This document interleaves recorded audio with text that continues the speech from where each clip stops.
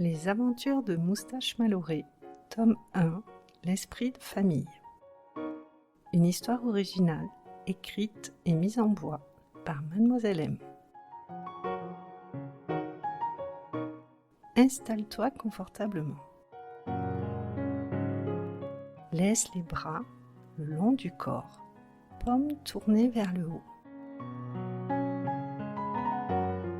Aujourd'hui, pour bien écouter ce nouvel épisode, on va imaginer être une jolie fleur.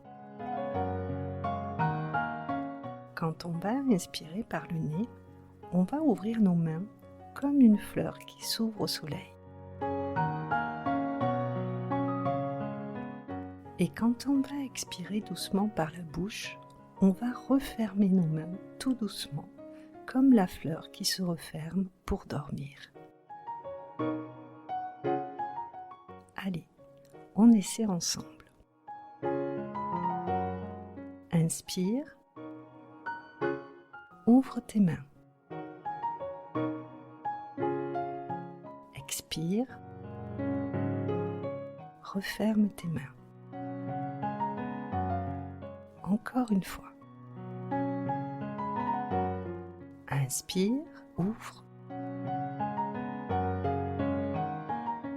Expire, referme. Super. Ton esprit est maintenant aussi ouvert et prêt à capter tous les éléments de l'histoire. Je te souhaite à présent une très bonne écoute.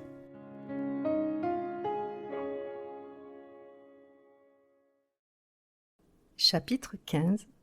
Premier face-à-face. Les Maloré bondirent immédiatement, mais ce fut Franck qui accourut le premier dans la cuisine. Quand il découvrit le chantier que nous avions provoqué, il porta la main à son front, sidéré. La cuisine ressemblait à un champ de bataille. Et, d'une certaine façon, c'était le cas. Deux ennemis étaient en train de s'y livrer combat. Tout était sans dessus-dessous. Des éclats de faïence et de verre brisés recouvraient une partie du carrelage. 2 des 4 chaises avaient été renversées. Ma gamelle, elle aussi, avait volé. Des céréales et des croquettes jonchaient le sol. Elles gisaient, ramollies, au milieu des flaques d'eau. Ce terrible gâchis me brisait le cœur. Ma nourriture était sacrée. La vilaine, elle allait me le payer. Même l'innocent ficus, qui se dressait joliment d'ordinaire à côté de la fenêtre, ne tenait plus que miraculeusement en équilibre entre l'extrémité du plan de travail et le mur éclaboussé de terre. Son pot était fissuré de part en part, et une partie de ses racines pendait comme s'il avait été éventré. Sous l'effet de la colère, j'avais moi-même doublé de volume. Je crachais sans discontinuer en direction du placard, devant lequel Rouski s'était accroupie. Elle me défiait du regard, pattes avant pliées, prête à bondir, dans un état de fureur indescriptible. D'une seconde à l'autre, elle allait à nouveau me fondre dessus. De mon côté, je grognais de toutes mes forces pour évacuer l'adrénaline qui montait.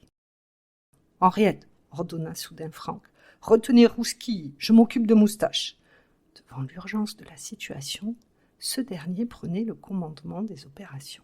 « Moustache ? Mais qu'est-ce que… » balbutia Henriette, qui essayait péniblement de contenir la fureur de son chien. J'étais sur le qui-vive, concentré. En effet, je me préparais à disputer un 2e round de toute beauté.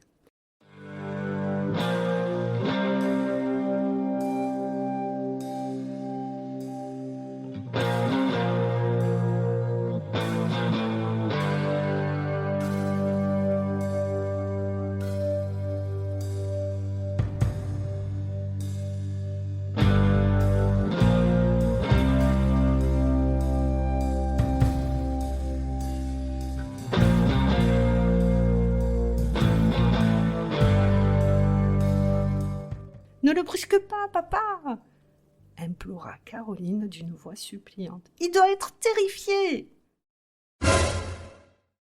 Moi, terrifiée, elle n'avait pas dû bien me regarder. J'étais foudrage. Cet affreux caniche m'avait provoqué. Moi, je n'avais rien demandé, et elle m'avait littéralement agressé.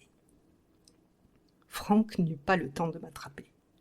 À peine eut-il avancé un pas vers moi que Rousquille me fonçait à nouveau dessus, piaillant comme une poule en délire. Aussi sec, je détalai, l'évitant de justesse, puis sautai sur l'évier et renversai au passage la cafetière et le plateau de tasse qui l'abordait.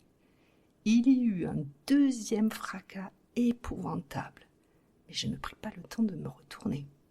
Déterminé à lui rabattre le caquet, je bondis sur le tabouret, atterris au sol, puis repris ma course dans sa direction, contournant la table aussi vite que je pouvais. Elle allait voir l'effronter, de quel bois je me chauffais. Venir me provoquer chez moi. Non mais quel toupet!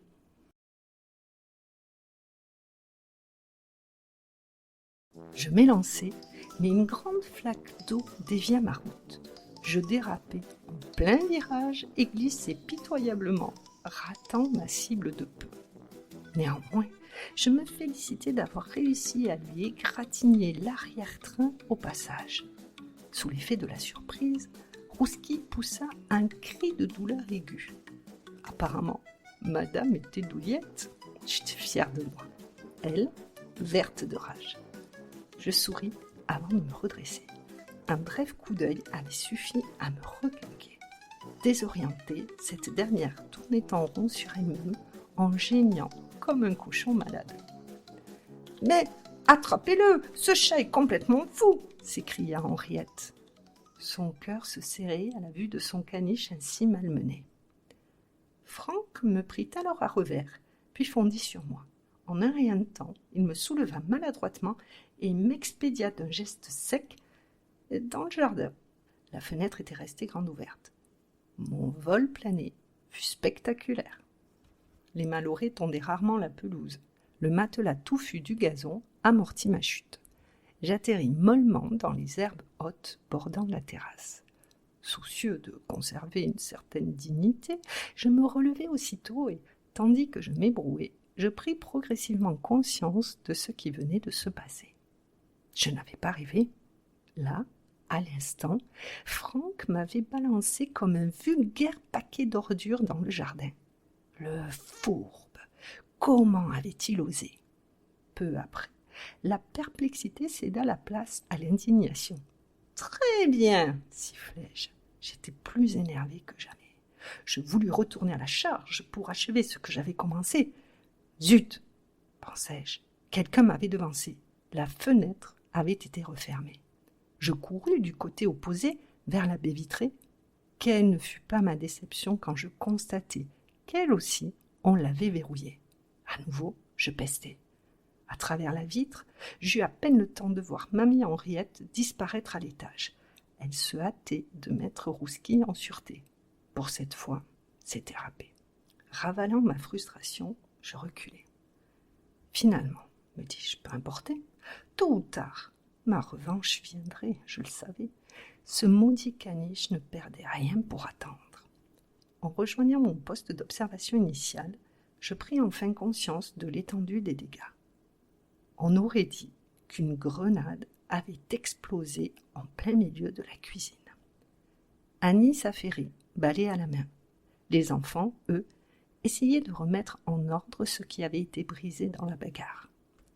Je les regardais ramasser la casse, petit bout par petit bout, la mine triste, redressant le mobilier renversé au passage. Comme s'il avait senti ma présence, Franck tourna soudain la tête vers la fenêtre et croisa mon regard. Aussitôt, son expression se durcit. Il s'approcha de la vitre et me chassa à nouveau d'un mouvement de bras. Je le regardais, stupéfait. « Qu'aurais-je donc dû faire » miaulai-je, excédé. « Laisser ce caniche hystérique me flanquer une dérouillée ? J'étais chez moi, tout de même. » Les yeux de Franck continuaient de me jeter des éclairs. M'expliquer n'aurait servi à rien. Il était furieux. Sans répliquer davantage, je décidai d'obtempérer. Et tandis que je descendais pour rejoindre le sol de la terrasse en bois, je me fis la remarque que cette altercation n'allait certainement pas améliorer nos relations. Sur le moment, Franck avait vraiment eu l'air de me détester.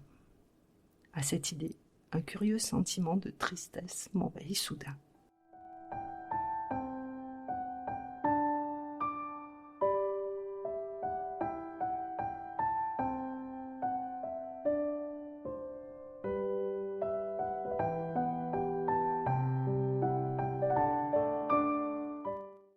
Mais après tout, qu'en avais-je à faire de son avis ?